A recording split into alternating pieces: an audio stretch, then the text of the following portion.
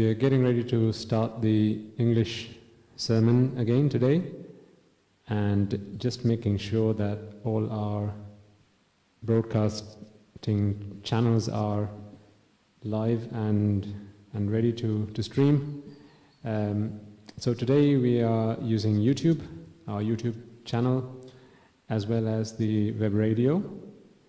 So you have the option of either connecting via YouTube or the web radio. Either way, hopefully you can connect with us, you can hear us, and we're also going to be recording the stream today, and hoping to make it available after the program. I'm also led to believe that we have the necessary technical setup today to stream with a much better quality than we are normally able to do, which is always good news. So today's program you'll be able to connect with today's program and listen to today's sermon without a lot of hassle. If you're able to hear me on YouTube and or the web radio, I would really appreciate it if you could kindly drop a message on Skype or YouTube or on our web page, on the web radio page, so we know that it's all good, and then we can get started. Okay, for anyone who's joined us just now, we're just getting ready to get started. As I reminded everyone, we are streaming live via our YouTube channel today, as well as our web radio. So hopefully it will be a better experience for our listeners across the globe. Sometimes we do have technical issues, but today I'm informed that we have a very good technical setup, and therefore the audio quality should be of reasonably good quality, and you should be able to hear us without a lot of difficulty. Excellent. I've just been informed that YouTube is working well, and I think the web radio, our trusted web radio, is also working without a problem today. So let's get started then. As always, before we start discussing the Buddha's Dhamma, we always take a moment to reflect on the fact that it is because of the Buddha's strenuous efforts, his lifelong commitment, and actually not just lifelong, but his commitment throughout samsara, that we have the Buddha's message, his doctrine, his philosophy to understand today and to help us cross the ocean that is samsara. And so before we get started, let us take a moment to reflect on that and pay our respects to the greatest philosopher we have seen in a very, very long time.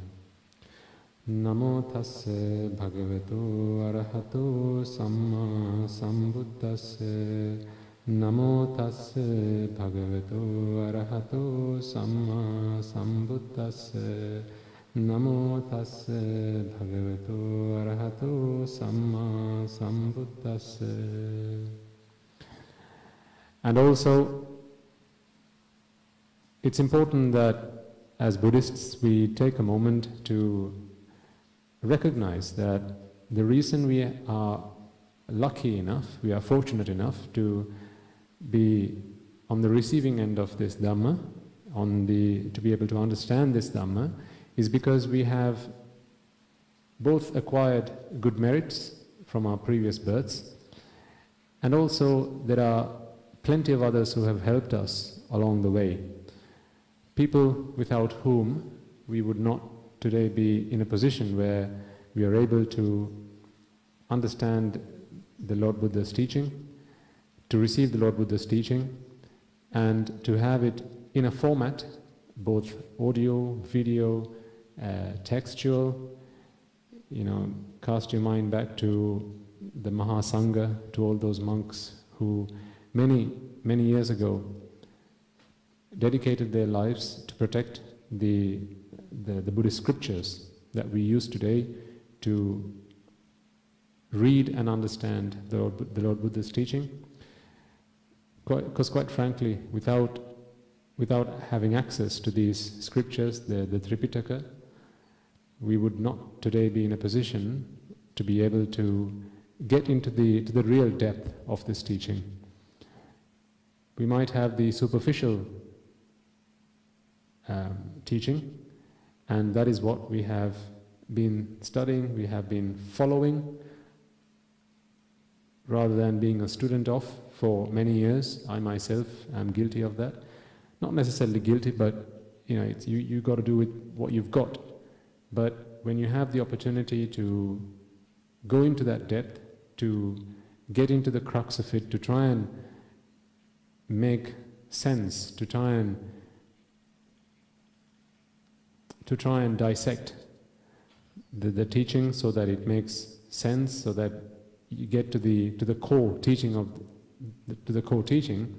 then it's important that we have the opportunity to do that, and we take the opportunity to do that. And the reason we have that today is because there are lots and lots of people who have dedicated their lives, who sacrificed their lives even, so that we are today in a position to be able to do that. And also, there are people who we have come face to face. We have passed on our way in samsara, who are today either Devas, Brahmas possibly, who are quite clearly in a better place than we are in the human realm. But that in itself is not necessarily the true metric of whether someone is in the best place they could be. The best place one could be in samsara is, well, if you're still in samsara, then to be in a place where you are able to receive the Lord Buddha's message, to be able to understand the Lord Buddha's teaching. Not just be able to listen to it, but to understand it. Not just to be able to hear it, but to listen, and not just to be able to listen, but also to understand it. And we are in such a place. This is why we get together like this every week. But there are Devas and Brahmas who might not necessarily have that opportunity, and therefore it is our duty, our obligation to invite them when we have these programs. And also any beings who are not so fortunate enough to be able to receive this message, to be able to listen to this message, unless they receive an invitation from us. And perhaps, beings who are in places where they are not able to use their own wisdom, perhaps it's because the lack of it, they're not able to do better for themselves. Let us take a moment to invite them. So as I invite them, I ask you to extend that invitation to any beings who we may have passed on the way here, whether that is by someone who might have helped you with a glass of water or showed you the way when you were lost and were looking for direction. So as I make this invitation, please extend that invitation out to your loved ones, people you've come past in samsara, and also Devas, Brahmas and so forth. Samanta Chakravalesu Atra Gachantu Devata Sadhammam Munirajasansa Sunantu Sagga Mokkadam Dhamma Savana Kalo Ayam Badanta Dhamma Savana Kalo Ayam Badanta Dhamma Savana Kalo Ayam Badanta.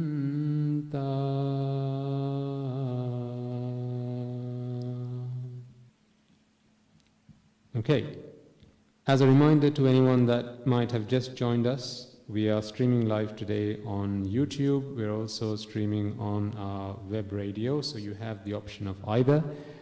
We are also recording this program, and we will make it available after the end of the program. Last week we discussed rebirth to some extent. We continued the discussion of dependent origination, that is Patichcha Samuppada, and we took it one step further from the previous week.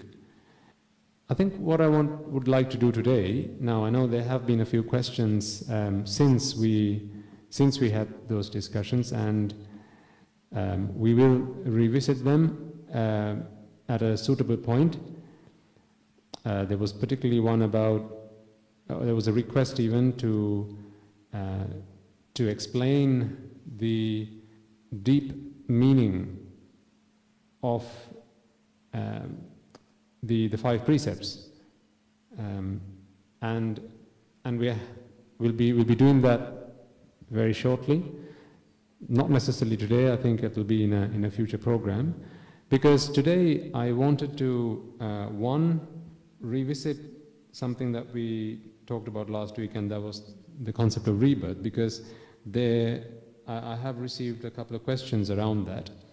And also, secondly, talk to you about something that I have been reflecting on over the last week during my meditation sessions, and hopefully something that will help you to understand how to relate expectations to the 4 noble truths. So we'll come back to that, but let's go to the questions we received initially, and this was around rebirth. So I'll read out the question that I have received. It says, I'm an American who is learning about Buddhism. My family and I have listened to some of these deshanas, sermons, for several weeks, and we appreciate the effort. Question 1 is, compared to core Buddhist teachings like the 4 Noble Truths and the Noble Eightfold Path, how important is the doctrine of rebirth? This person goes on to say, I tend to view it as a cultural holdover from ancient India and of very little value to modern Buddhist practice. The second question related to that is, how do you reconcile the contradiction between rebirth and Anaththa? Within brackets, they have included a translation of that, no self, or selflessness, I think. And thirdly, what evidence is there for the existence of rebirth? I think the third part, which is what evidence is there for the existence of rebirth, we discussed to some extent in the previous program, particularly towards the end of it.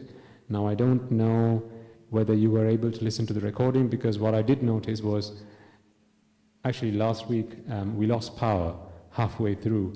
It was raining cats and dogs, and there was a power cut. So towards the end of the program, I didn't realize that the stream had ended. However, I have made the recording available, and hopefully that will answer that question to some extent, but I will revisit that, because I think it's important that we try and tie these 3 together. In fact, I'll start with the third question, what evidence is there for the existence of rebirth? So, when we look at evidence, or when we look for evidence for rebirth, I think it's important to say, and I said this last week as well, it's not something that I can provide to you as material evidence. Certainly not yet. I'm not able to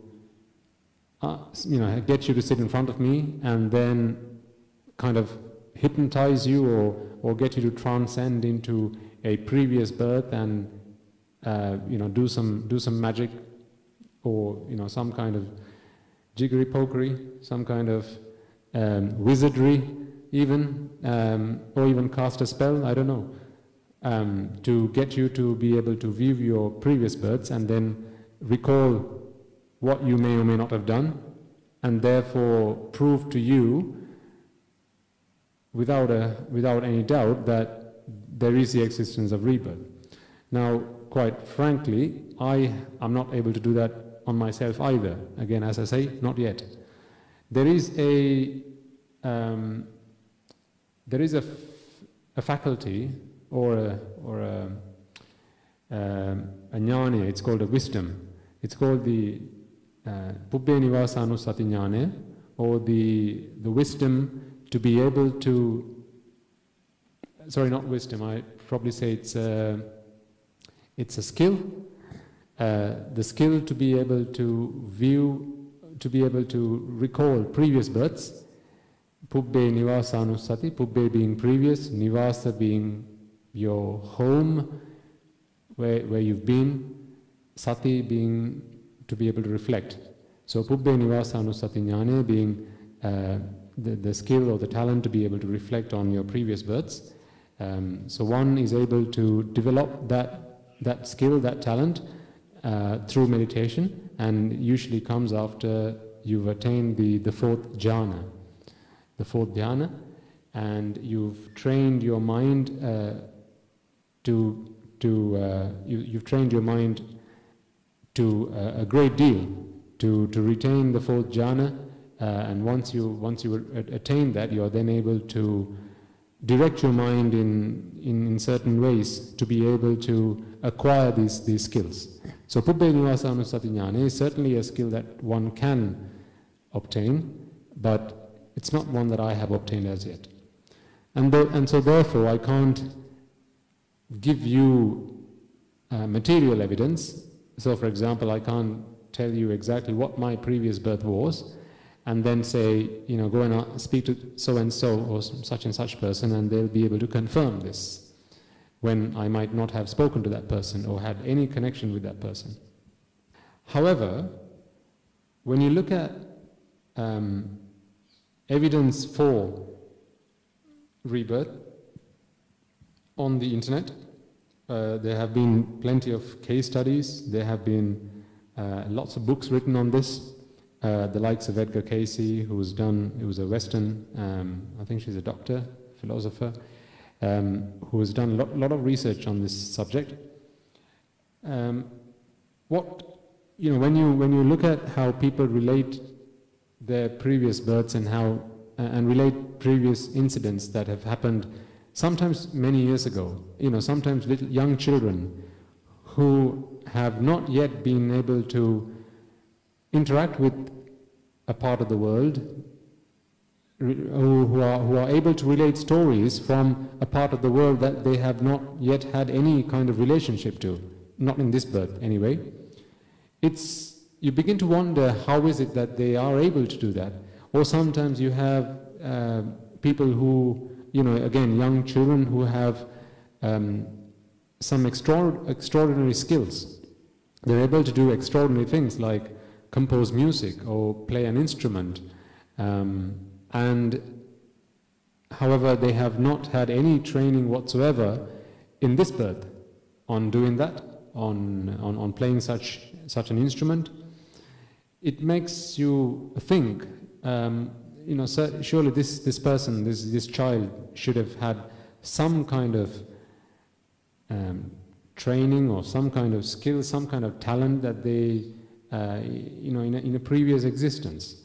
And the way that I see evidence for rebirth, if you're looking for evidence outside of Buddhist teaching, is, I think it was Einstein that once said, when you look at all of the facts and you've removed everything that doesn't make sense, or you've removed everything that does not add up, that is not logical, whatever remains, no matter how difficult to believe, you've got to accept that as being the truth.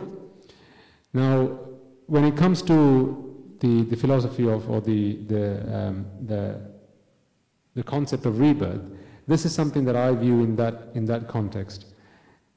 if, again, as I say, if you're looking at it from outside the Buddhist perspective, when you consider all of the evidence that's in front of you, or when you consider all of the facts that are in front of you, and you then start making sense of it, how is it that this child relates a story, something that has happened sometimes centuries ago.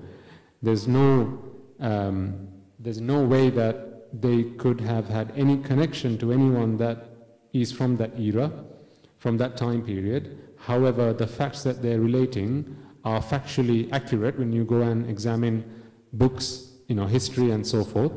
Then you rule out anything that is impossible, and then whatever remains, no matter how hard it is to accept, is the truth. And with evidence for rebirth, it's very much a case of, it's very much, that is very much the case. When you look at these stories and you try and remove all of the other pieces of information, when you remove the other possibilities as being improbable, then and you use the hypothesis that rebirth exists, then it just happens to be that rebirth is the only way to describe, is the only way to explain how such and such thing has happened, or how a child is relating that kind of history. Now that is outside of Buddhist teaching.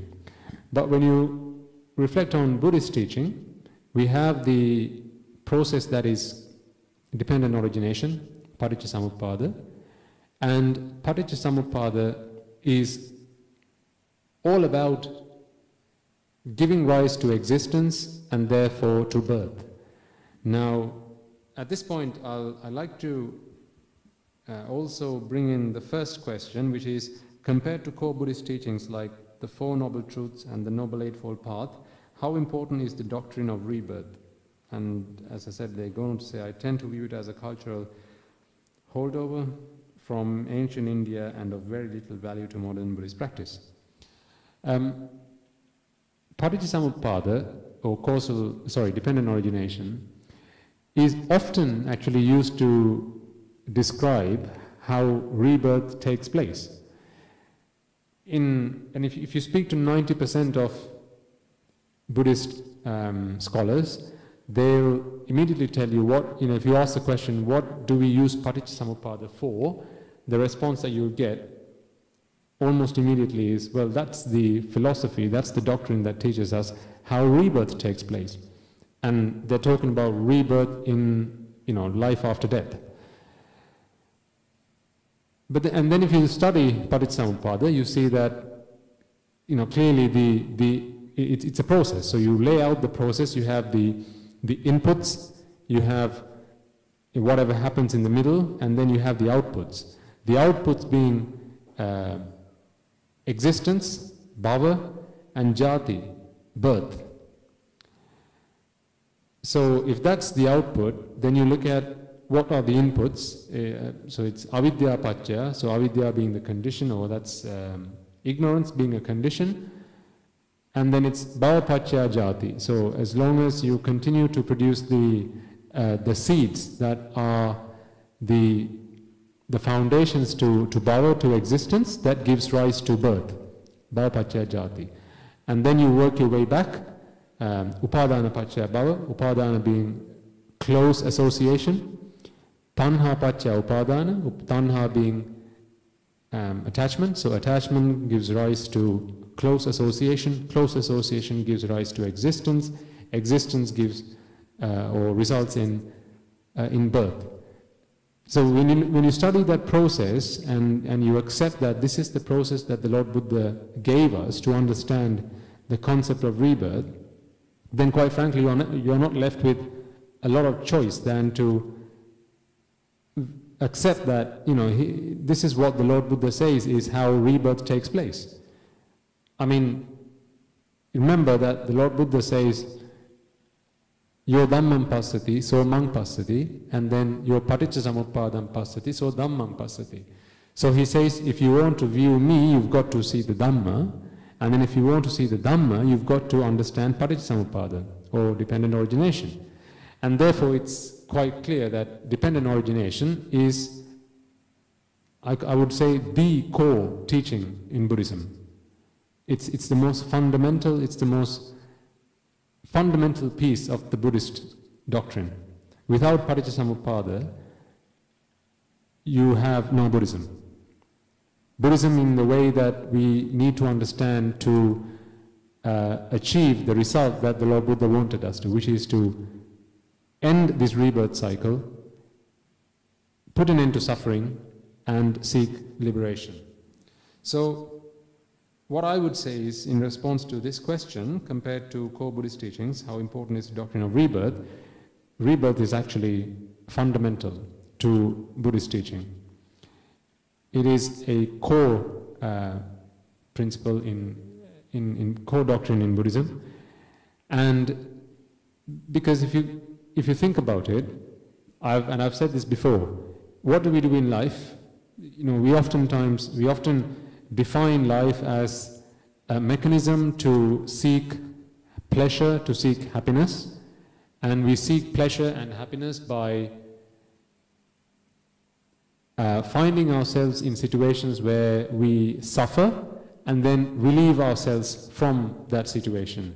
As a quick reminder of some examples, if you believe or if you have experienced that food brings you, or the process of eating brings you happiness, then it only brings you happiness when you're hungry.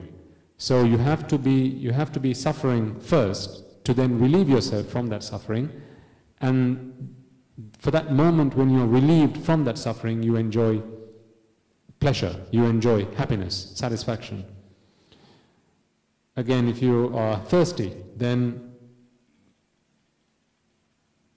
a glass of water can relieve you from thirst, and that experience is joyful, brings you happiness, brings you pleasure.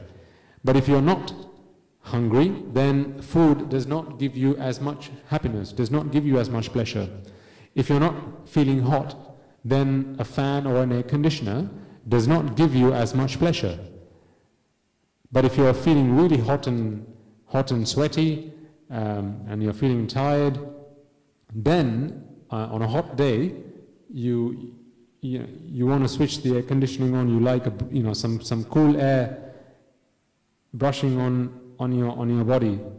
Feels good because you're then relieved of that discomfort. You're relieved from that unpleasurable experience. Now, what the Lord Buddha comes into this world and questions us is, do you not realize that the only time you can experience pleasure is when you experience discomfort, when you experience agony, when you experience pain and suffering, and then you are relieved from that discomfort, you are relieved from that painful experience, you are relieved from that from agony. And then he asks us, well, if that is the case, how can you believe that true satisfaction, true pleasure lies in that process? Because to be able to experience that, again, this is a reminder because we've discussed this plenty of times before, but I'm going to come to the point I'm trying to make, but I need to set this background first, so in case you haven't listened to this bit before, this might be a good reminder. So he asks us the question, how can it be a meaningful process if to experience that pleasure, to experience that happiness and satisfaction, you have to subject yourself to discomfort in the first place? I'll remind you of one example which I find is very popular, particularly among the young audience, also certainly for people who like watching movies. I've described this before, where I've asked you the question: how does one enjoy watching a movie? How does one take pleasure in watching a movie? Have a think for yourself for a second. Is it not when, if you looked at the process of how someone goes to the cinema, sits down, watches a movie, goes through the process and walks out of the cinema thinking that was a good movie, I enjoyed that. we never take time to reflect on this, which is why we find ourselves stuck in this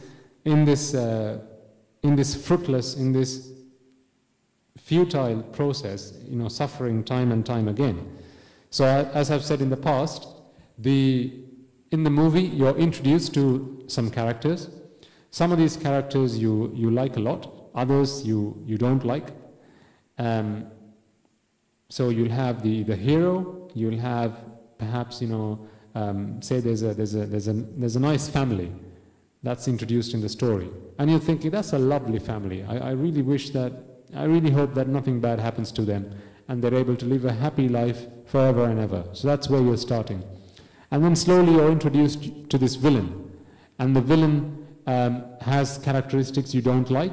Sometimes it could be portrayed by the way that they've been dressed up. It could be the makeup. It could be how they speak. It could be the things they do. Things that people in society and in society don't generally like to associate themselves with. Okay, so perhaps they speak foul language. Maybe they are addicted to certain things, and for some people, immediately they want to distance themselves from those characters, and you're thinking, that's the good guy, here's the bad guy, okay? So what happens then in the story is the villain in the story somehow gets involved with these characters that you think are good, and then there is either a fight, there could be some kind of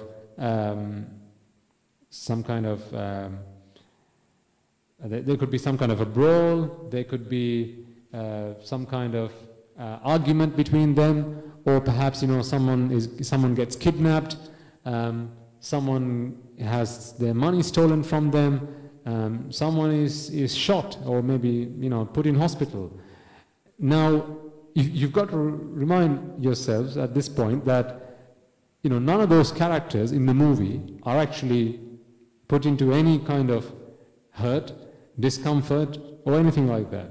They're not wounded, they don't suffer any kind of physical discomfort, physical injury whatsoever. And remember, they're being paid. So they're living the good life. But guess who's suffering? You and I are suffering. Why? Because at the beginning of the story, we've got this liking. There's a liking that we've created for these characters in our minds. And we dislike the villain. So we don't like the villain, we really like the good guys. And so when something bad happens to the good guys, now who's feeling uncomfortable, who's feeling sad, who's feeling disappointed? It's not the person that's acting. Remember, they're getting paid to do this, and not a single body on their, not a single hair on their body is being hurt or harmed. It's you and I, because we're watching this. And this is where Anichcha comes in. You don't want something bad to happen to that person, but that's what they're being subject to. They're being subject to pain and agony and discomfort and all sorts of bad things. Now, what does the director do at that point? The story comes to a climax, and at that point, the good guy somehow fights back. The good guy, gets the family gets back together again. They're able to recover the money that they might have lost, or the good guy he recovers from hospital or from some kind of loss. Perhaps it's a child who was lost or got kidnapped, and the child is back with the family. The bad guys get put in prison.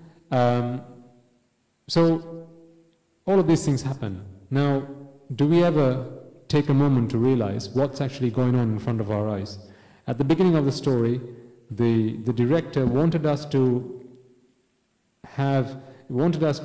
fall in love with the good guys and start hating the bad guys. So Raga, dwesha, okay?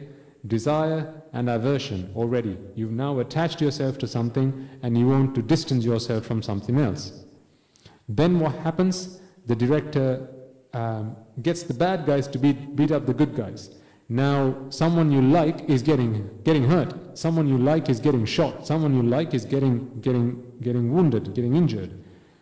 Obviously you're not going to like that. And so now you're in distress. You're feeling bad. You're feeling terrible. You're feeling hurt. In fact, you're suffering. They're getting paid, remember? You're suffering, okay?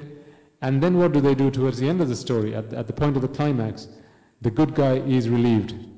The good guy is put back into a place where they're back in a good place, they're back with their family, they've got their money back and all that.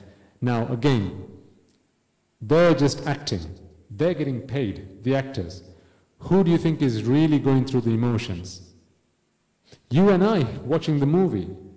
So we were made to attach ourselves to something. Remember, attachment leads to suffering. Thanhaya Jayathi soko. Attachment leads to suffering, okay? So at the beginning of the story, you're attached to something. You're now suffering in the middle of the story because whatever you were attached to is being hurt, and then you're relieved from that suffering. And then you feel good. You feel a sense of pleasure. You feel comfort. You're thinking, oh, thank God those guys were saved. I'm so glad that I came to watch this movie. Because otherwise, how else would the good guys have been saved?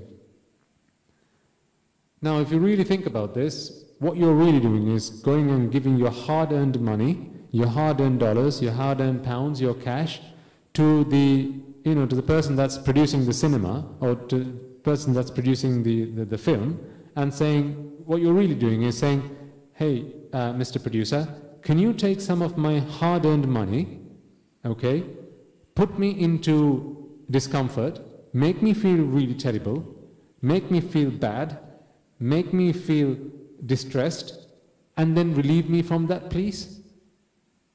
Isn't that what you're doing? You're paying them to put you into agony and then relieve you from that agony. And then you're walking out of that cinema thinking, I feel good now. Do you see the irony in that? So the reason I relate this story is to relate the point I was trying to make before. And that is, the Buddha, this is what the Lord Buddha asks us. In every birth that you're born, you have to go through hunger, and when you're feeling hungry, you feed yourself, you put food in your tummy, and now you're feeling good. When you're feeling thirsty, you drink some water, you take a drink, and now you're feeling, your thirst has been quenched. Okay? When you're feeling distressed psychologically, say for example you are wanting your kids to pass the exams or get to a good place, get a good job, right? Then you get them to work really hard, or you go work hard, and you're then relieved once you get the results of that. You're relieved from that distress. At any point to experience that good feeling, to experience pleasure, you have to either be put into discomfort by some other external factor, or you've got to do it yourself. I'll give you a funny story. Why do you feel relieved when you go to the toilet? You feel a sense of, that was good, when you go to the toilet. Because you're feeling a sense of discomfort. You walk in there, you relieve yourself, and now the process of doing that feels good. And this is why I've asked you in the past, which feels better? Relieving yourself from hunger when you've been hungry for 1 day, or relieving yourself from hunger when you've been hungry for 2 days? Well, it's clearly when you've been hungry for, the longer you've been hungry for, the better it feels, the more pleasure you feel in relieving yourself from that pain. Now, this is what the Lord Buddha asks us. He asks us, do you forever go through this process of subjecting yourself to pain and then relieving yourself from it? And you've been doing it many, many times over in samsara?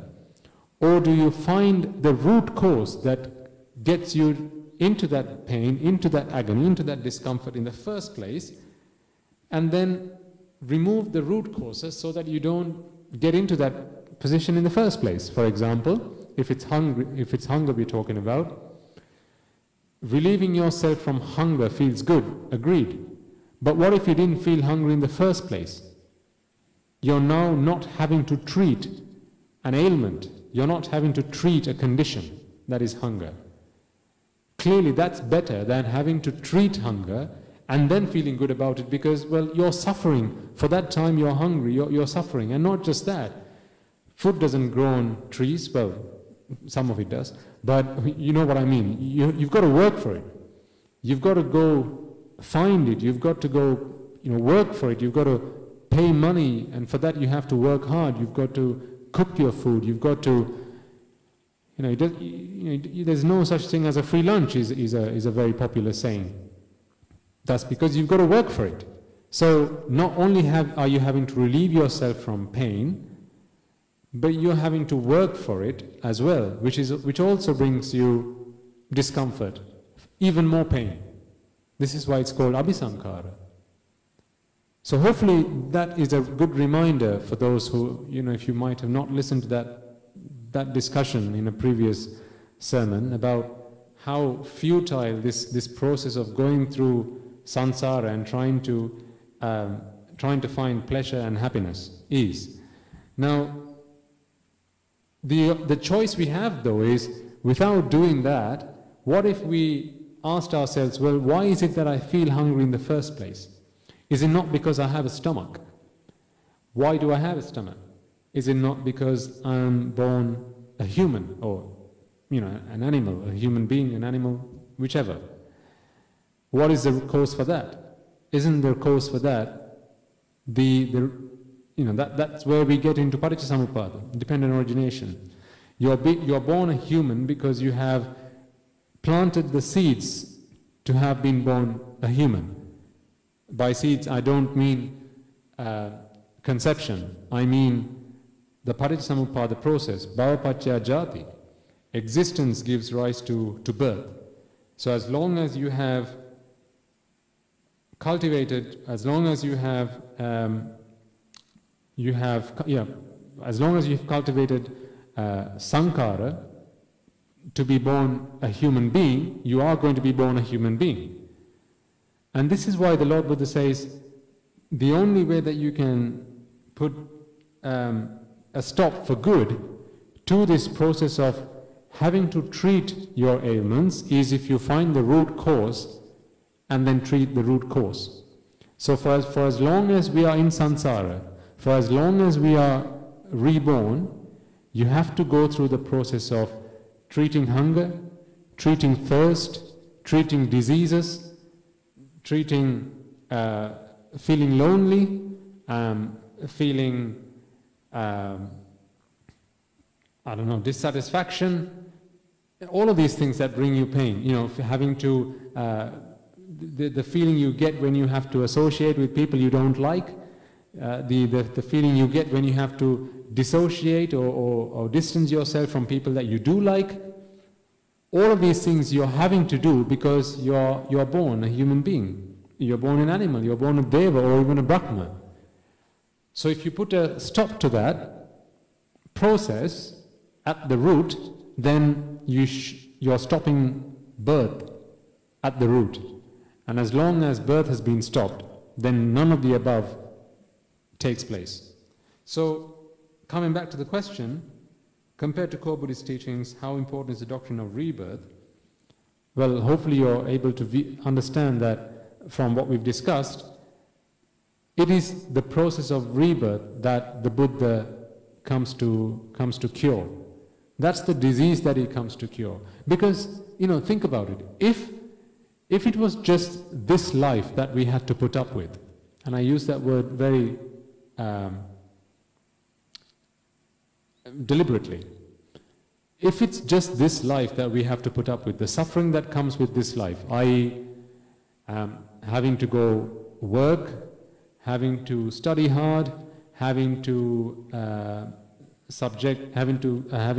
be subject to pain, to suffering, to disease, to decay, death, all of these things, right? If it was just this birth that we had to put up with these things, quite frankly, what's the big deal? Think about it. If it was just this birth, I mean, there are people who tell me that they don't believe in rebirth, and so my question to them is then, well, if you don't believe in rebirth, so there are two questions I ask them. The first is, When they tell me they don't believe in rebirth, my first question is, well, do you enjoy your life as it is? And they say, yeah, well, sometimes it's good, sometimes it's not so good. And then I ask them, well, 50% of the time or 51% of the time, is it good or bad? They think about it and they tell me, well, I've got to be honest, but 51% of the time, or more times than not, I'm actually suffering. It's either because I've got to go work, as in do a job. I mean, think about it, right? For the 24 hours that we have a day, if you're, people work for about 8 hours of that, 8 or 9 hours. Some people do overtime. So you're actually working for about almost half the day. Now, you may be one of the fortunate ones that enjoys working, but if you were able to be paid or given everything that you wanted in life without having to work for it, would you take it? If not, why do you go on holiday? Again, think about it. Why do you take a break from work? If you really, really, really enjoyed work, why do you take a break from work? If that was the one thing that made you really happy, then surely, if every moment that you're awake, you should be looking to work. Now, some people do this, but that's not out of choice, because they have to. So in any case, we have to work, we have to be subject to disease, to decay, to death, sometimes loss of loved ones, sometimes, family breakups, children that die at a young age, and, parents who have to say goodbye to them. All of these things which bring a lot of pain. And then, if you're subject to pain 51% of the time, by which I mean more of the time than when you're actually happy, enjoying life, and you believe that this is it, there's no rebirth after this, quite frankly, what's the point of staying alive? You might as well go commit suicide. I'm not, I condemn suicide like no one does. But what I do mean, the point I'm trying to make is, if there is no rebirth and you're thinking, actually there's more pain in this life than happiness, there's more sorrow than there is joy and happiness, why do you live this life? Why not just put an end to it?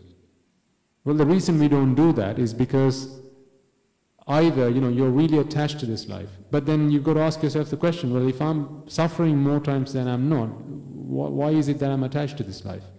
And the second is, well, this is not the last birth, there's a rebirth after this. I'm going to be born somewhere else. So ending your life does not answer the question, is not an end to the story. It's not the solution to the problem. Because if it was, I would be the first to do it. That does not cure the problem. Because as long as there is ignorance and attachment, avidya and tanha, these defilements in your mind, the rebirth process takes place. So rebirth does not stop. And in every birth that in every birth that takes place, you have to go through these things. You have to go feed yourself. You have to go wash yourself. You have to go work for an existence. You have to go find shelter. You have to go find food. You have to go find medicines, and you have to go find clothes and all of these things. So euthanasia, or putting an end to your life, or suicide, is not a solution to the problem. This is why you need to focus on trying to find the solution to ending the rebirth process, and that is why the Lord Buddha gives us Patichcha Samuppada. He shows us this is how rebirth takes place. Here are the reasons for rebirth, the causes that give rise to rebirth, and so if you put an end to these causes, then you've put an end to rebirth. So it's fundamental to Buddhism. Now, the second question is actually quite interesting, because the question is, how do you reconcile the contradiction between rebirth and anattha? We've discussed anattha in the past, and hopefully this will be a good reminder to those who might have listened in to those discussions, but perhaps a good refresher is worth it. The Lord Buddha says, I don't speak of Atma or Anatma. My philosophy is that of cause and effect. He says, I don't speak of a self, or I don't teach of a self, I don't teach of a no self. I teach causal, I teach dependent origination, cause and effect. So this interpretation of anattha that is in the Tripitaka, today this has been translated into Sinhala as anatma and to English as no self. But it's worth taking a moment to examine the validity of this translation, to try and ask ourselves, well, what does that actually mean? And then to look to see if perhaps we are actually dealing with the most appropriate meaning, or if there's something else hidden in the word anattha. Now, the Lord Buddha asks us this question: is your I, Ichcha or Anichcha? Now, hopefully you've listened to Ichcha, our discussion about Ichcha, Anichcha, Dukka, and maybe even Anaththa in the past. But as a reminder, he asks us the question, is this Ichcha or Anichcha? Now, Ichcha is something that is to our liking. Today we give a very loose translation to that, and in fact an incorrect translation, which is impermanence. And it's quite sad that we've accepted impermanence to be the English translation to the word Anichcha. Because let's take a very simple example.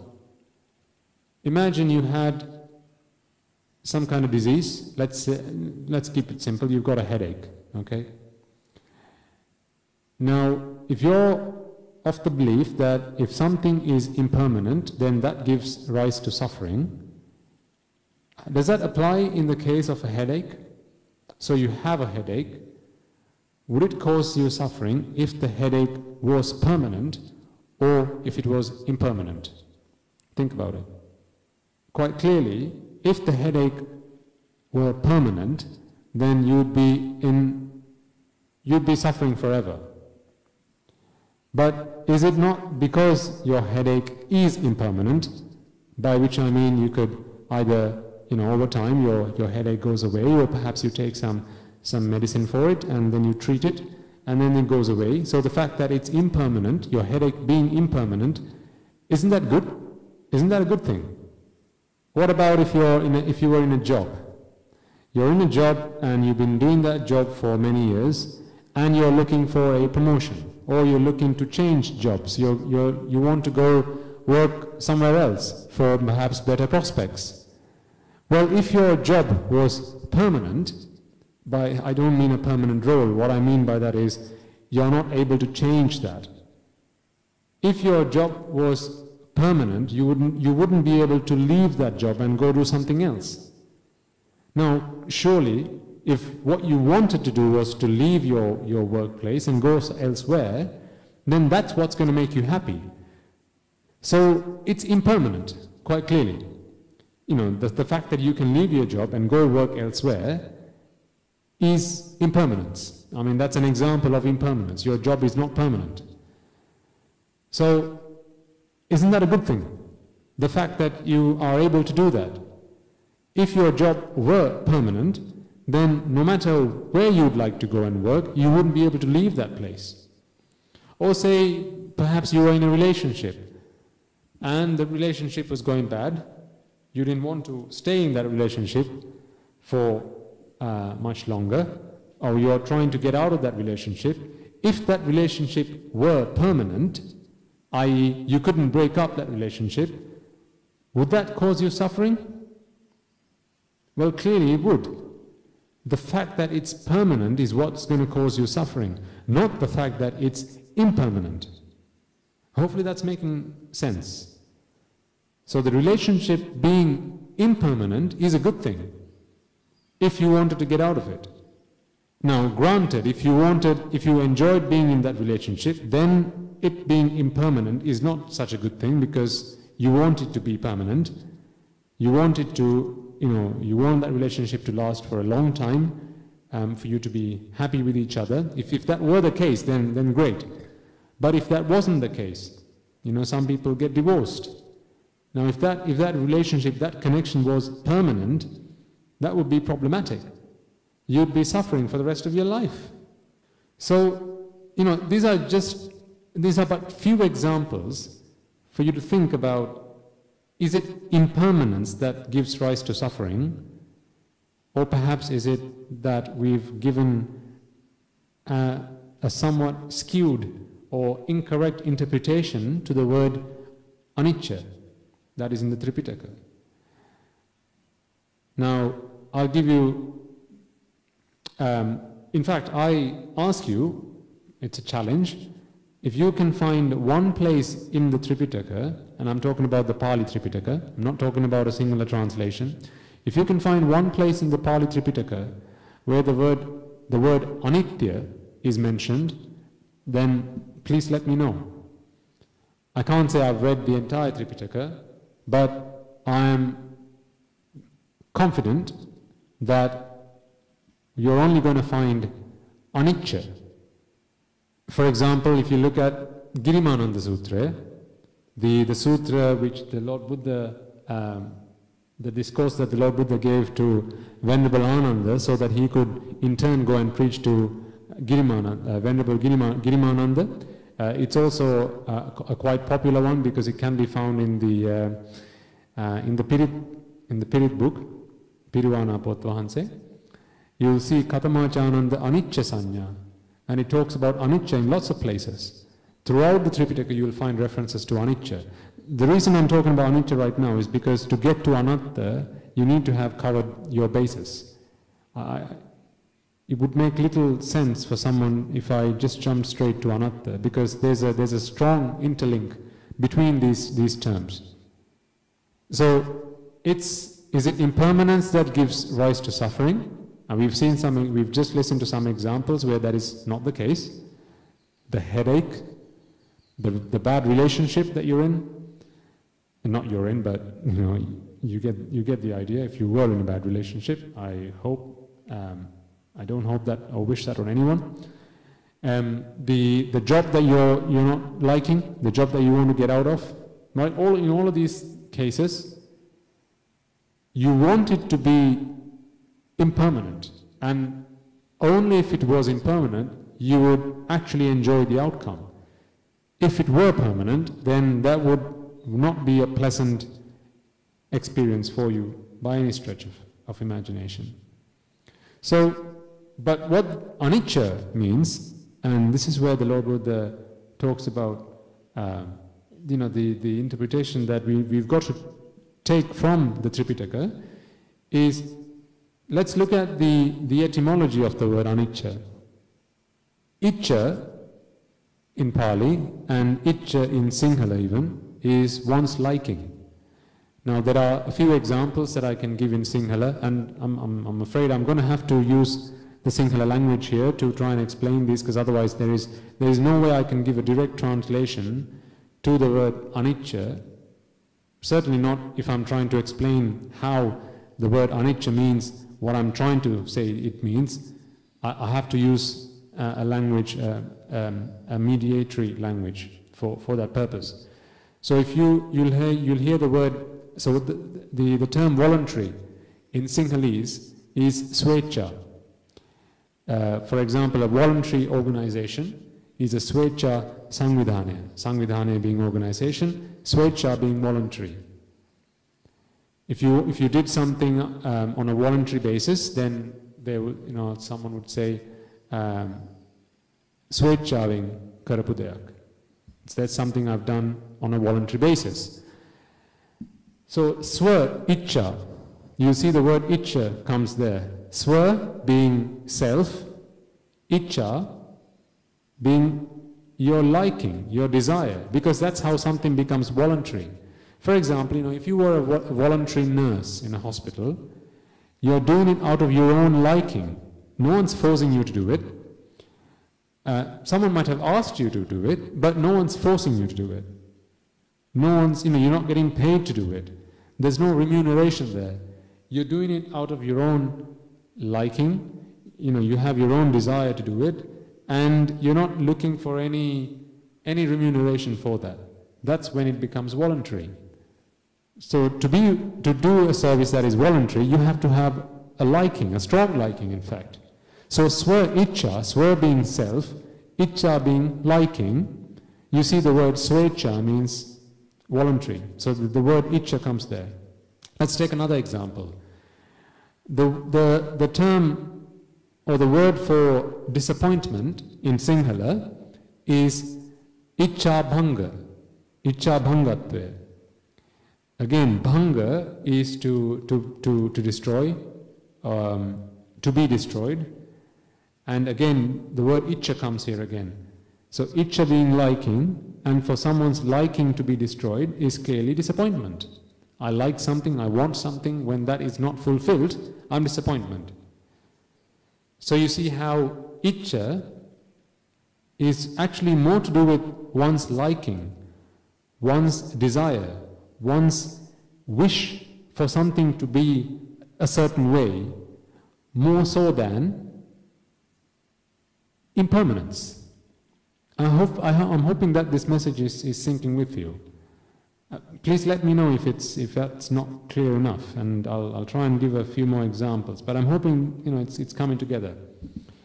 So you see the word Ichcha is liking, it's desire, it's someone's wish. And therefore, when the Lord Buddha says all Sankatha being things that are conditioned, and this includes your pet cat, your furniture, your house, your life, your body, anything that is conditioned, anything that has come into being due to causes coming together, is subject to Anichcha. So what does he mean by that? It is not to your liking. It is not the way it is because you want it to be the way it is, or you want it to be a certain way. It is not the way it is because that is what you desire. Let's again take an example.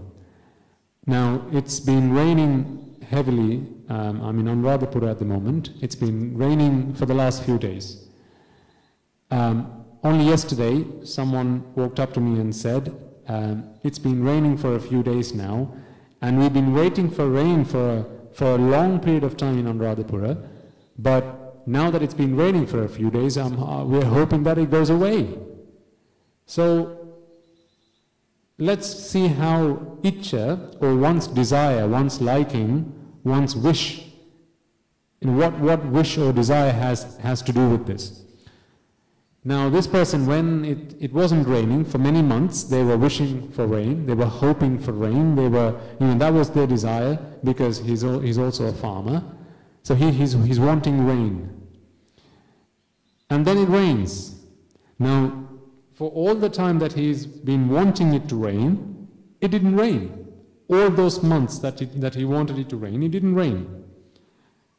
And then one fine day it starts raining, and then it continues raining for many days. Now he wants the rain to stop, but it's not. It continues to rain. So do you understand how whether it rains or does not rain has nothing to do with whether he wants it to rain, he wishes for it to rain, or that is his desire. As long as the conditions are right for it to rain, it's going to rain. I'll take another example. Let's say there was a cricket match. Because, this is something that we really need to get our heads around. Because all of Buddhism, in fact, and if you condensed, and I've said this before, if you condensed all of Buddhism into one single point, imagine Buddhism was a universe. and you condense the entire universe, you know how they talk about the Big Bang Theory? I'm not talking about the TV series, by the way. If you condense the entire universe into one single point, you get, well, you get whatever you get. You know, that's where people say that's how the Big Bang happened, right? But if you condense all of Buddhism into one point, then that would be the concept of anicca. This is why the Lord Buddha says, Nahi silena vatang hotu uppajjanti tathagata attakkara tini pada sambuddhena prakashita. The Buddha doesn't come into this world to talk about sila, to talk about precepts, or to talk about observances. What he does come into this universe is to teach about Anichcha Dukka and Anththa. This is what we're discussing now.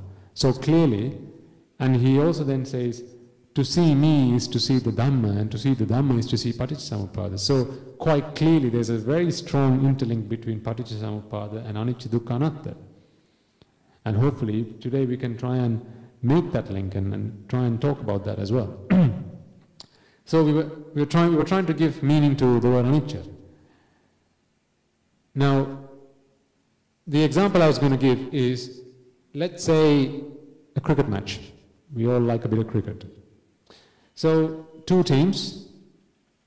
Let's say you have Sri Lanka playing, I don't know, whichever your favorite cricket team is that is not Sri Lanka. For those of you living in Australia, perhaps that's Australia. For those of you living in England, perhaps that's the England team. Wherever you are, imagine that's that country. For my example, I'm going to use England. Okay? So, England and Sri Lanka are about to play a cricket match, and if we were to say that it's either my liking, my wish, my desire that's going to be the result, or perhaps that of the players that's going to be the result, or the Sri Lankan team, then how, could I be any further from the truth? Well, let's examine this. If one were to say, the more that people wish for a certain result, that result is going to be what's going to be, then if simple logic tells me that the population of Sri Lanka is a very small fraction of the population of England. So more people clearly, when this match is being played, when this game is being played, are hoping for England to win this game. And a very small proportion of that are hoping for Sri Lanka to win this game. If that were the case, and if it was the number of people that were wishing for a certain outcome was the deciding factor, or even had anything to do with what the outcome was going to be, would that game be worth playing at all? Would Sri Lanka, is it ever in Sri Lanka's interest to play a country that is geographically bigger than them? Sri Lanka being such a small island, they would have very little choice in the game of cricket as to who they play with, to be quite frank. So, naturally, if that were the logic there, and if that were the case, then England would win every time. Because, Sri Lanka, very small population compared to that of England. So the England team are going to win every single time. The Australian team are going to win every single time. The Indian team is going to win every single time. Why? Well, if we are basing our argument on the fact that, something being the outcome is to my liking. This is the outcome because I want it to be the case. I want Sri Lanka to win, and therefore Sri Lanka is going to win. Well, while me and maybe 2 million other people are wishing for that, there are about 20 million people, let's say, I'm pulling this number out of thin air, let's say in England 20 million people, 30 million people are wishing for England to win the game. Beyond comparison, that game is not worth being played. However, imagine you go to someone that is a bookkeeper, okay? So if you're not familiar with who a bookkeeper is, that's someone who takes your money and you place a bet. And then if you win, you get a bigger stake. You get a payback for that. If the country or if the outcome that you're predicting is not going to happen, then you lose. So that's how betting works. I've never done it, but I'm told that's how it works. So, if you go to a bookkeeper, the bookkeeper is going to ask you a few questions. What are they going to ask you? They're going to ask you, who's going to be playing today? And you're going to say, well, it's England versus Sri Lanka. Then they're going to ask you, where are they going to be playing this game? And then you're going to say, let's say, for example, it's going to be played in Sri Lanka. And then they're going to ask you, okay, great, which ground are they going to be playing this in? You're going to say Sukadadasa, or say Premadasa Stadium. It doesn't really matter. Okay? And then they ask you, who's the umpire? Who are the umpires? Do they favor batsmen or do they favor bowlers? Then they're going to ask you, what's the weather like? Is it wet weather today or is it quite sunny? Now, if you think about it, what are they actually asking you? What they're asking you are, what are the conditions that's going to give you a certain outcome? In fact, what they're doing for their own, in their own records is lining up all the conditions. So they've got, I imagine this is how they do it. They've got, let's keep it really simple. He's got a bit of pen and paper. The bookkeeper, he's written down all of the conditions that he uses to give the prediction. He's writing down all of these conditions. These are the two countries that are playing. Here's the game that they're playing. Here are the players. Here's how experienced they are. Here's how many bowlers are in this team. And here's how many batsmen this team's got. What about the other team? Here are the umpires. Here's how experienced those umpires are. It's a wet weather today, and the game's played at Premadasa Stadium. So what are they doing? They're writing down all of the conditions that's going to give a certain outcome. Now, once all the conditions fit into their place, the bookkeeper is going to give you an outcome, and they're going to say, I predict that this, X country is going to win this game. That could be Sri Lanka, it could be England. I don't know. They're going to predict. Now, they're not going to be able to predict it,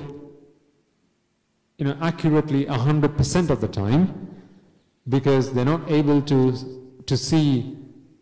foresee all of the conditions. But they're going to be able to give a good go. They're going to have a good go at it. Why? Because they're experienced. They've been doing it for some time. They've studied the multiple conditions that give rise to a certain outcome, and based on that, they're going to give you the outcome. They're going to give you their prediction. Why is it that we fail to see that what they're doing is a really good example of cause and effect? We fail to see that, and we think that actually Sri Lanka is going to win because I want Sri Lanka to win this game. Or our English counterparts are going to think, oh, England are going to win because I want England to win this game. Do you see how whether England wants to win this game or the Sri Lankan population or even the team wants to win that game has got absolutely nothing to do with the outcome? I mean, clearly you do make certain assumptions all the time. So, all of these conditions that you can't see, that you can't tell for sure, you're going to have to make assumptions. For example, you might say, I'm going to assume that all the players are in good physical and mental health. Now, that's an assumption. But that assumption is not always true. In fact, most of the time, it's probably untrue. Because each of the players may have they might have had a bad day, or they might be feeling hungry. I don't know. They might not be feeling their best for whatever reason. And it's difficult to take all of that into consideration, because then it becomes a very, very complex equation to give an outcome to. But this is what the Lord Buddha was able to do. But this power only the Lord Buddha possesses. The power to see through all of the causes that give rise to a certain conditions. This is how the Dipankara Lord Buddha was able to foresee the future and predict, not even predict, but forecast, that the Bodhisattva was going to be born, was going to be Lord Buddha in a future birth as Gautama Lord Buddha. So what we're seeing here is clearly that this is all Sankatha, all things that are conditioned are it's a case of cause and effect. As long as the causes are right, you get the condition. So you get the effect. It's cause and effect. Whether you want it to be the case, whatever you want the case to be, whatever you want the outcome to be, has got nothing to do with it. Now, I have been asked this question in the past, and you're probably thinking of this, so I'll throw this into the mix. Someone walks up to me and says, well, what about an exam? Okay? I want to study hard and I want to pass this exam. Clearly and obviously, I can decide what the outcome is going to be. If I don't sit the exam, I'm not going to pass the exam. So how can you tell me that I have, what my liking, what my desire, what my wish has got nothing to do with the outcome? Well, you see, what you've got to understand there is whether you sit the exam is also a condition for the outcome. It's a cause for that effect. Now, you could have studied many hours, you could have done lots of practice, you could have done lots of hard work preparing for your exam, but there is one key condition that needs to come into play for the outcome, that is you passing the exam, and that is you going and sitting the exam. If you don't sit for your examination, then you're not going to pass your exam, quite clearly. It's quite binary, to be honest. But the reason you're passing that exam is not because you want to pass that exam, not because that's what you're wanting or that's what you're wishing for. It's because all of the conditions for you to pass that exam are being put into play. So you're studying hard, you're doing all your homework, you're taking all the lessons, you're having your extra classes, plus you're sitting the exam, plus you're feeling good on the day you go to the exam. What if you have a really bad headache and you can't focus on your paper? What if you run out of ink and that stresses you out?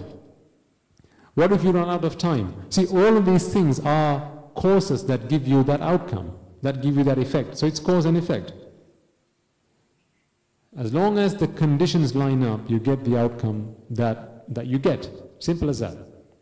Okay, so hopefully that makes sense. So that is the concept of anicca. So anicca in quite simple terms is the philosophy, is the doctrine that nothing is the way it is because you want it to be the way that it is. It's the way it is because all of the conditions for it to be the way it is have been lined up in that way. Again, going back to the case of the farmer, it's not raining because the farmer wants rain today. It's raining because the clouds are sufficiently they're holding sufficient humidity. It's the right temperature. There's the right amount of wind, and whatever the conditions are that need to be right for it to rain. And also when it's not raining and the farmer wants it to rain, it's not raining because the farmer wants it to rain or the farmer doesn't want it to rain. Whatever the farmer wants has got nothing to do with that. It is not a condition. It's not a cause that's going to give rise to that effect. Hopefully that makes sense. Okay? So that's anicca. Now, how does anicca then lead to dukkha and therefore to anattha? Let's discuss that. If something is anicca, and yet you don't understand, you don't view it in that way, you don't see it that way, which is how all animals have been living for, throughout samsara. This is why we still go through samsara. So it's not an if, it's a because, really. If you understand anicca to its fullest extent, you are an arahant. So if you're not an arahant, including myself, it's because our understanding of anicca is not complete. It's not. There's more in anicca for us to understand. But the basic doctrine, the most fundamental level, can be understood by most people, and that is what we're talking about here. Now, if something is anicca, but you don't view it as being anicca, you don't accept it as being anicca, by which I mean it's not to my liking, it's only the way it is because the right conditions have lined up for it to be the way it is. What do I do? So I'm thinking it's the way it is because I want it to be the way it is. What do I do then? Well, what I do then is the cause for all of my suffering. And that is to go and attach myself to it. I set expectations. I set an expectation that, here's what it needs to be in the next few moments, in the next moment, the next day, right now, here's what it needs to be. So for example, let's go back to the farmer. Let's say the farmer is looking to, they're looking to reap their crop tomorrow. Now, so it hasn't rained for some time, but he's been watering it through irrigation. So it's water that he's been it's not water from the sky. It's just water that he's been using from rivers, etc. to feed his crop. But say he's going to reap his crop tomorrow, and he's hoping, he's praying that it doesn't rain tomorrow. Why? Because if it rains, and if it rains hard, then that's going to destroy his entire crop. It's going to destroy all his hard work. There are stories of this, there are examples of this in the Tripitaka where, this story has happened exactly this way, and the Lord Buddha goes and explains he speaks to a farmer who finds himself in this position where he's been looking forward to reaping his crop for some time, and unfortunately on the day that, or on the night following which he was going to reap his crop, there are torrential rains, and all his hard work goes to waste. And then he's distraught. He finds himself he's completely disappointed, and he finds himself in tatters. And the Lord Buddha goes and preaches the Dhamma to him and saves him from further disappointment and suffering. But if we come back to the farmer that I'm talking about today, if this farmer is looking to reap his crop tomorrow and it's raining, clearly and quite obviously, you can imagine that he's going to wish, he's going to hope, and he's going to pray that it doesn't rain overnight. He's going to pray that it doesn't rain tomorrow. So he's going to set that expectation. He's going to hope for that. Because he's not seeing that rain is all but cause and effect. As long as the conditions are lined up for it to rain tomorrow, it's going to rain tomorrow. Whether I want it to rain or not has got nothing to do with that. He's not seeing that.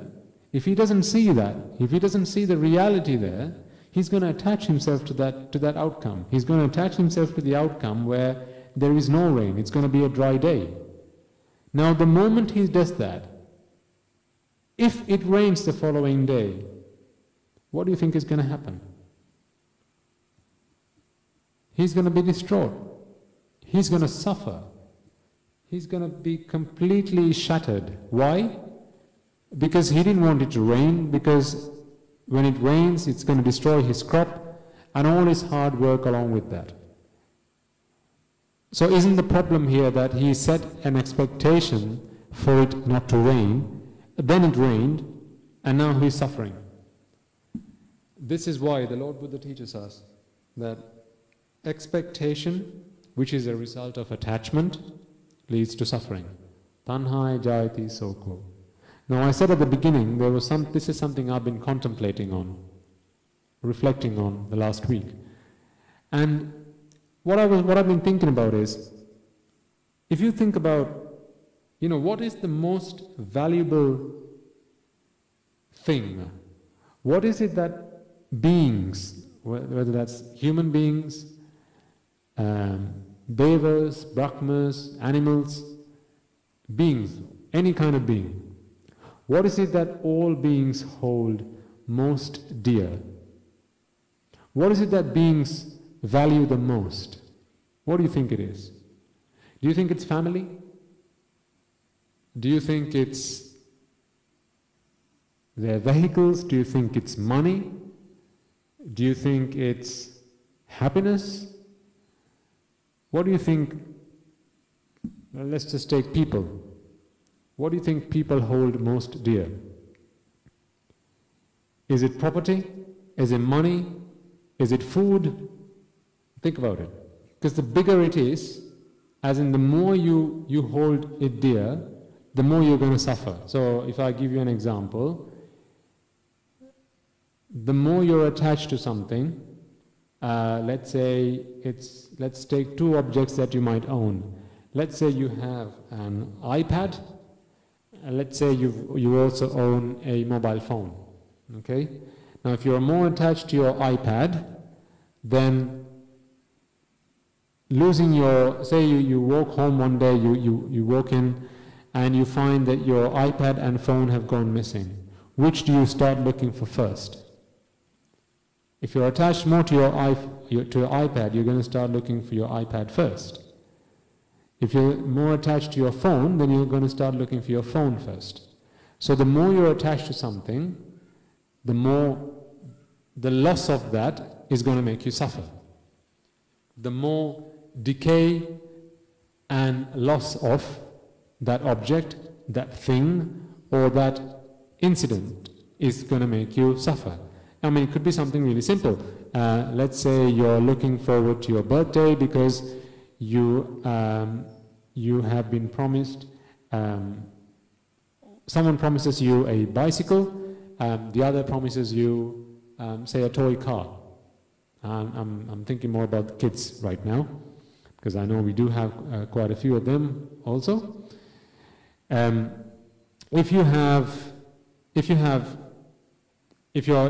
are more attached to a bike, then you're gonna, and you don't get it, you're gonna suffer more than if you don't get your car, your toy car.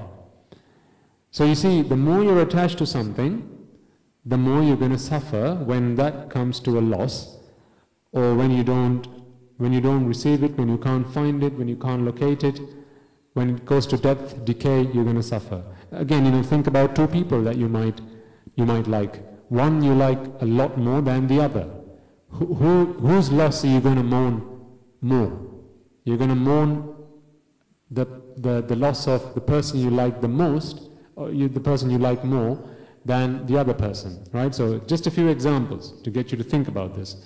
Now, my question to you is, using that as your basis for trying to figure out what it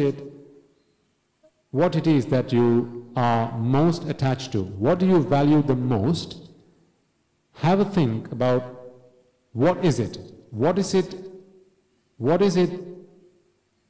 which if I lose, what is it if it goes to decay or death, I suffer the most? And I threw in some pointers, some examples. Is it your car? Is it your family? Is it your food? Well, what I realized is actually it's none of them. It's not even your life. You see, what people are most attached to, what people value the most, is the simple thing called expectation. It's the depth of expectation that causes people to go crazy. It's the demise, it's the death, it's the decay of expectation, the jara marana of expectation that causes people, that causes beings to suffer more than anything else. Now, even in the examples I gave you before, take two people that you like. Why do you like those two people? Is it not because you have expectation in them?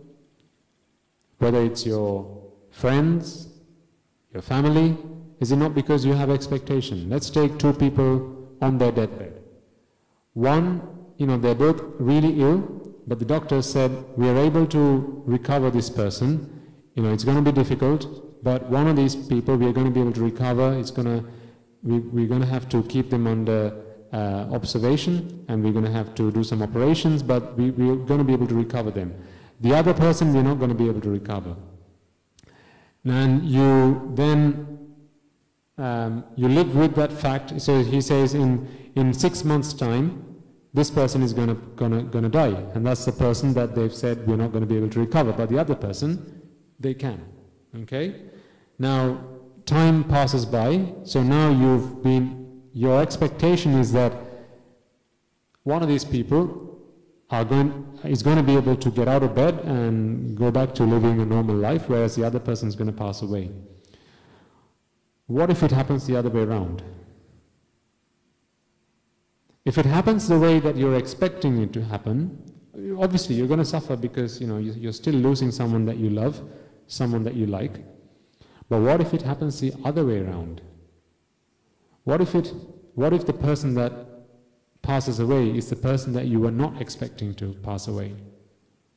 What happens then is the death of expectation. Your expectation has not been fulfilled. You have been disappointed. And then you're going to suffer. You're going to suffer a lot.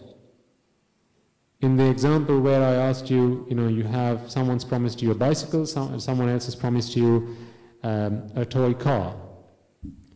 Why is it that if you're expecting if it's your bicycle that you really want and you don't get, you suffer the most? Is it not because it's your expectation of that bicycle that has just been destroyed? See, this is why the Lord Buddha says, Thanhaya, Jayathi, Sewchcha, and I've said that 3 times already today. But it's that Thanha, it's that attachment that gives rise to this expectation. The moment you're attached to something, you're not attached to something in the present moment, because the present moment is the moment that is. It's the way it is at this moment in time. So if it's raining right now, it's raining right now.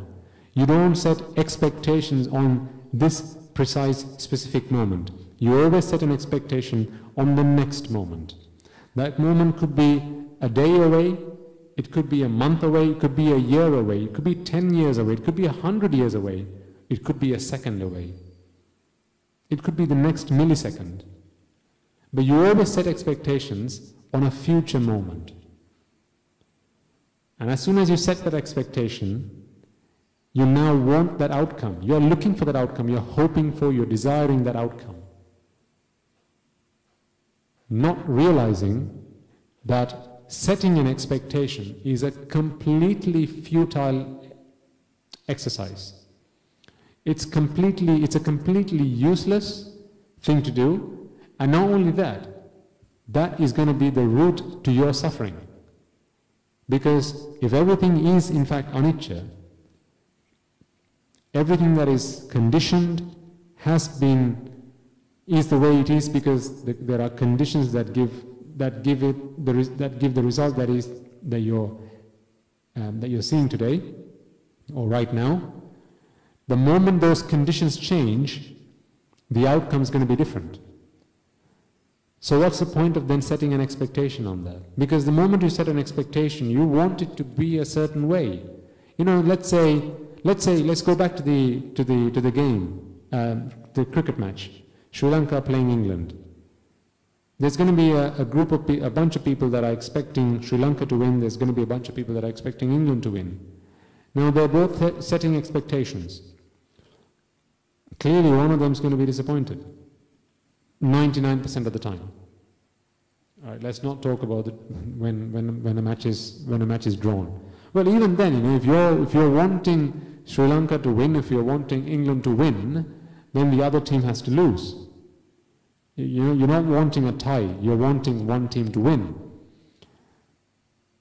And the moment you set that expectation, obviously you are setting that expectation on a future moment. But the moment you set that expectation, you're completely ignoring the fact that my expectation has nothing to do with what this outcome is going to be. It's all to do with causes and effects. As long as the conditions are there for whichever team to win, that team's going to win, whether I want that to be the case or not. has got nothing to do with this. So that is where dukkha comes in. Because, and I'm just talking about one form of dukkha. There are three different types of dukkha: viparinama dukkha, sankhara dukkha. Okay, I'm just talking about dukkha in general in this situation here. So we're talking about anicca. We talked about anicca being things are the way they are, not because you want it to be the way it is, but because the conditions are right for it to be the way it is. Then we talked about dukkha, if something is the way it is because the conditions are there for it to be the way it is, but yet you then go on and set expectations based on your views, that based on your hope, your desires, that, I wish that it were such and such, or I wish that it was, if it were this and not that. The moment you set that expectation, you're setting yourself up for disappointment. Possible disappointment. Why? Because what you're hoping for may or may not happen. It may happen if the conditions are right for it to happen. It may not happen if the conditions are not right for it to happen. But your wish, your hope, your desire has got nothing to do with it. You see how simply saying that something is impermanent does not give this profound meaning to what the Lord Buddha described? You see how now if something is anicca, it leads to dukkha? Hopefully this is sinking in. Simply saying that something is anitya or impermanent, then therefore leads to suffering, does not give this profound, deep meaning to what the Lord Buddha taught. I mean, quite frankly, before the Lord Buddha's time, do you think people lived their life thinking, oh, everything I see around me is permanent. This tree is permanent. My life is permanent. This house that I've built is permanent. Do you think that's how people lived their lives before the Lord Buddha came into being? Do you think people needed Lord Buddha to come along and tell them that, hey guys, actually, things are impermanent? And then they go, oh, never realized that. Really? Really?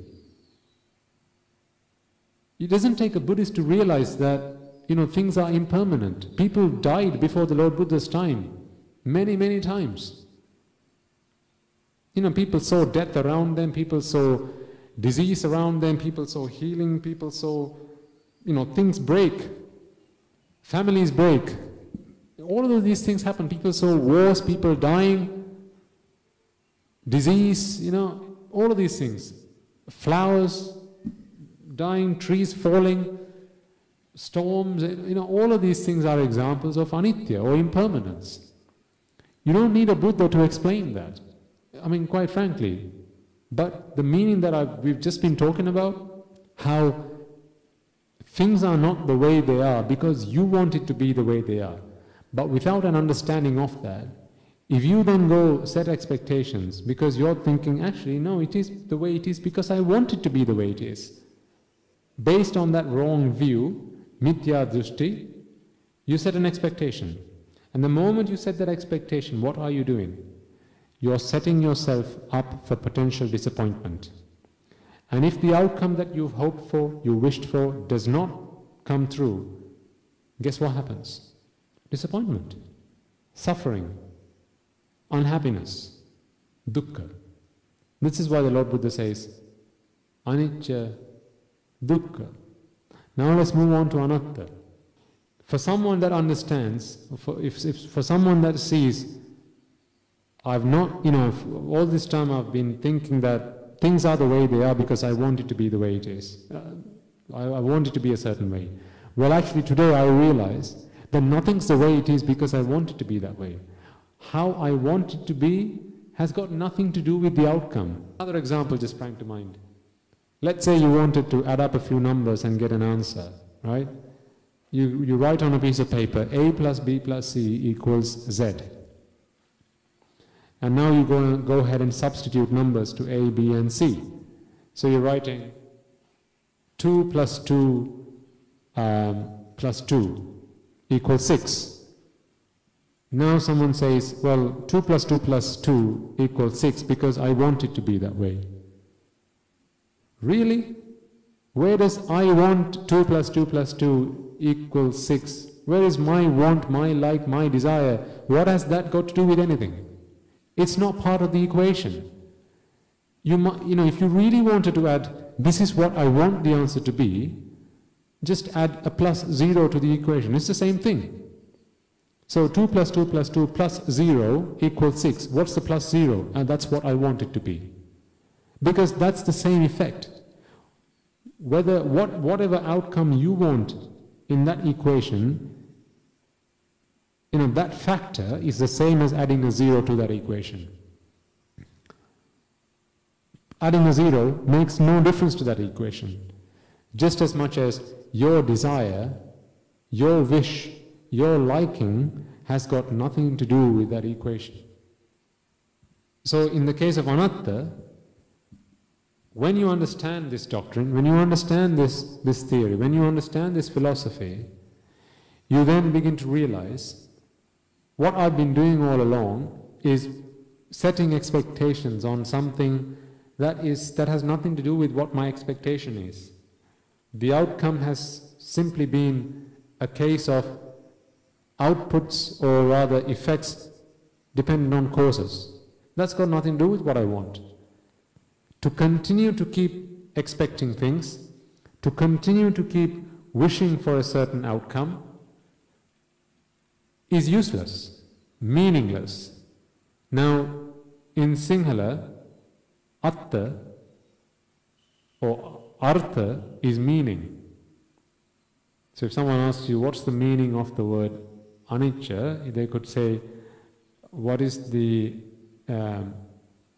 artha of Anichcha? Anichcha ki artha mokadda. That's the single in Sinhala. That's how you would ask. Artha is meaning. So, and that is what Attha is, meaning, essence. What is the essence of something? Now, when you understand that, when you understand for yourself clearly, it's crystal clear how something is the way it is because there are the right conditions to give a certain output, to give a certain outcome. For me to then go and set my expectations, attach myself to that because I'm expecting it to be a certain way, I'm thinking that is to my liking, the whole process of doing that is meaningless. There is simply no essence in doing that. It's futile. It's useless. That is the meaning of Anattha. Now, when you understand what we've just been discussing, do you not feel that actually I can see how this might be something a Lord Buddha would have explained? But if I then said, okay, let's go back to the conventional meanings. Let's say my hand is anitya, my hand is impermanent, and therefore my hand brings me suffering, and therefore my hand is non-self. My hand is anitya, my hand is dukkha, my hand is anatma. What meaning does that give you?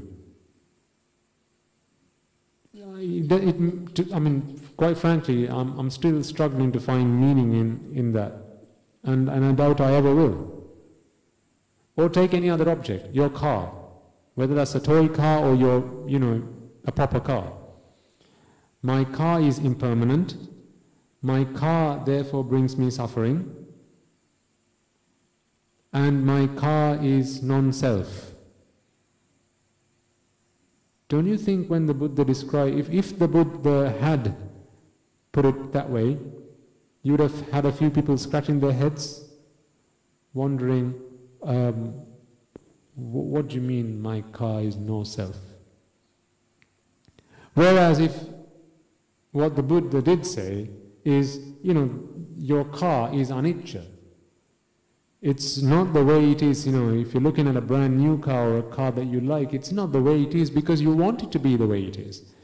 Your car is running smooth, or your car is brand spanking new, or your car is functioning properly because all the right conditions are there for it to function properly. Okay, that makes sense. Now don't go setting expectations on that though. Don't go setting expectations on this is my desire, this is my wish, I want it to be this way. Because the moment you do that, what if those conditions change? What if those conditions change? As soon as the conditions change, the output is going to be different, the outcome is going to be different, the result is going to be different. Now if the result is, if you then understand that process, my car is only the way it is because the right conditions are there for it to be the way it is. Therefore, it's meaningless for me to go set expectations on that. It's futile, it's essenceless if I were to go and expect my car to be a certain way. Because as soon as the conditions change, the effect's going to change. So whatever it is, the way it is right now, is the way it is right now. Don't you think that would have helped a lot of people come to their senses, come to an understanding? Now I see, then this is how everything around me, this whole universe operates. My children, they're Anichcha. My house, it's Anichcha. My wife is Anichcha. By that I mean again, they're not the way they are because I want it to be there the way they are. They are the way they are because the conditions have lined up for them to be the way they are. What about my life? This body? And my mind? Is my mind the way it is because I want it to be the way it is? Well, if your mind was the way it is because you want it to be the way it is, shouldn't you be able to focus on one thing for as long as you wanted to? And think about nothing else whatsoever, no distractions? So say I asked you to think about the Buddha. Think about a Buddha statue. And I said, think about a Buddha statue for a whole 15 minutes and don't think about anything else. And if I were to go on silent just now and asked you to think about that for the next 15 minutes, do you think you'd be able to maintain your concentration on that? Really? On the Buddha statue and nothing else. You can't think about the Buddha's Dhamma, you can't think about what I've been talking about, you can't think about the sounds that are coming from outside, or what's going on TV, or what's cooking, or what the weather's like if it's raining outside. You can't think about your friends, your family, nothing whatsoever. You've got to think exactly about that and that only. Do you think your mind is the way it is because you want it to be the way it is? Or is it because the conditions are there for it to be the way it is? So, this is where, the question we were trying to answer is, how do you reconcile the contradiction between rebirth and anatta? Hopefully, you're beginning to see that actually there is absolutely no contradiction between these two. Because anatta, as we have just described, is nothing to do with self. It's not to do with self or non-self, or the word self has nothing to do with anatta. Just as much as what I want it to be has nothing to do with anicca. Self has nothing to do with anatta. In fact, the Lord Buddha says in his own words, I don't preach self, I don't preach a doctrine about self, which I think I said at the beginning. I don't teach a doctrine about non-self. In his own words he says, I don't teach non-self.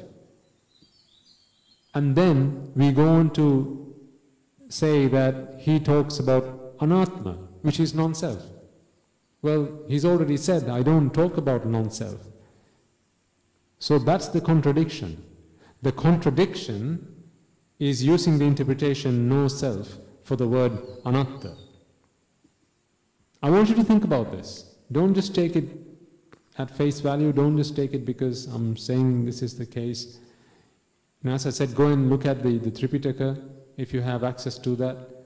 Or, as I said, even the Pirit Pota, Pirivana Potvahanse. Look at the Girimananda Sutra, you will see Anichcha. And also Kathamachananda Anaththa Sanya. Again, he doesn't talk about an Anatma, he talks about Anaththa. The only time I think Tripitaka mentions the word Anatma is when someone actually comes and asks him,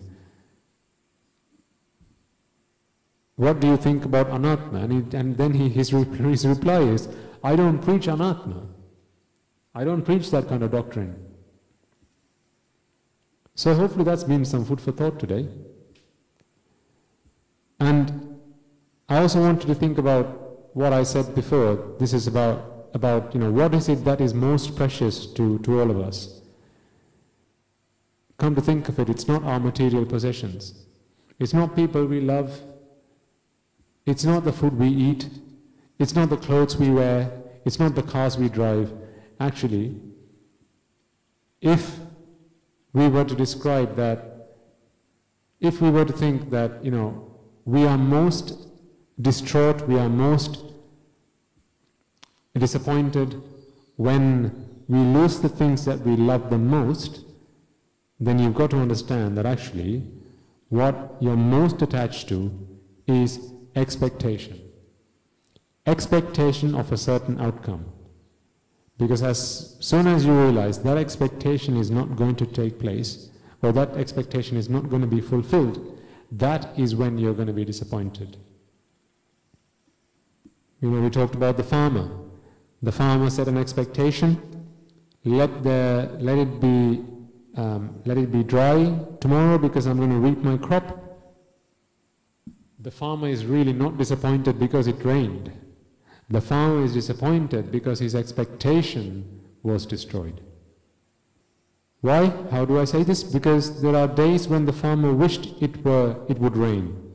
So rain is not what he has a problem with, or it's not rain or the lack of rain that he has a problem with. What he has a problem with is he set an expectation and now he's been disappointed. That expectation has not been fulfilled. That is what has destroyed him. That is what has made him distraught. So, what I would encourage you to do until next week is think about the times, as I've said in the past, these sessions we have, they're only 50% of what's going to help you on your path to Nibbana. The remaining 50%, I would even say 20%. 20% of what you need to cross the bridge to Nibbana is what we talk about here. 80% is your practice. Your application of what we talk about here. How you use the principles we discuss and apply them in your day-to-day lives. How you put them into practice.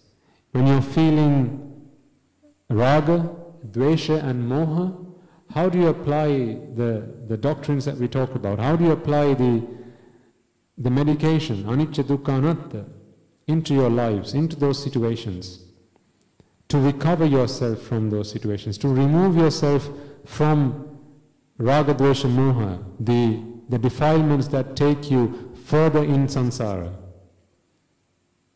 And that can only come with practice. Because just as you need practice to learn to ride a bike, or to farm, or to drive a car, you need to practice Anichcha Dukka and Anththa to help you cross the sea of samsara, the ocean of samsara. So, with that, I hope that today's session has been useful. I have some news for all of you. That is, there's a magazine called Hela Bodhupuma. I'll type it into YouTube. and into Skype, Hela Bodu Puma. So there's a magazine called Hela Bodu Puma, and I think if you do an internet search for that, you'll be able to find this magazine. There's an English article that's going to appear in Hela Bodu Puma from here on. It's a 4-page article, and this magazine comes out every Poya day, so obviously once a month. You can go online and find this and get access to this magazine. So there's lots of singular articles, but starting this month, as in the last issue was on the 3rd of November, 2 days ago, came out.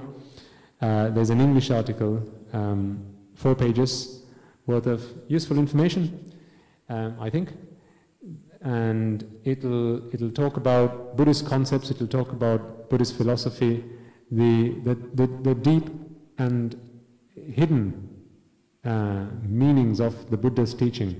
You know, the Dhamma that we are trying to talk here, the Dhamma that we discuss through these sessions in written form, and hopefully in language that is easy to understand for both our young as well as mature listeners, readers even. If you have any suggestions about perhaps some topics that you might to see on there, then there'll be an email address at the bottom of that article that you can send your comments to. You can also send your comments about your thoughts about the article itself, whether you think they're useful, whether you think there's something else we could possibly do, or that could possibly be done. So share your thoughts, hopefully that will be of use, and share the message out with anyone else that you might think might find it useful. I think that's all the time we have for today. I'm just going to quickly check to see if there are any questions that have come through in the meantime. On Skype, on YouTube, and on our web radio. No, I think that's all for today.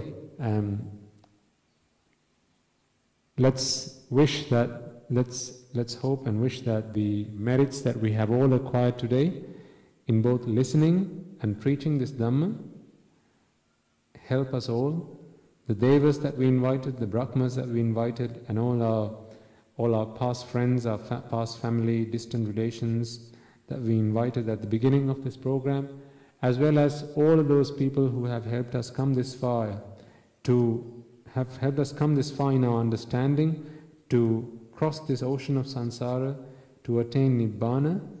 Use the merits that we have all generated today.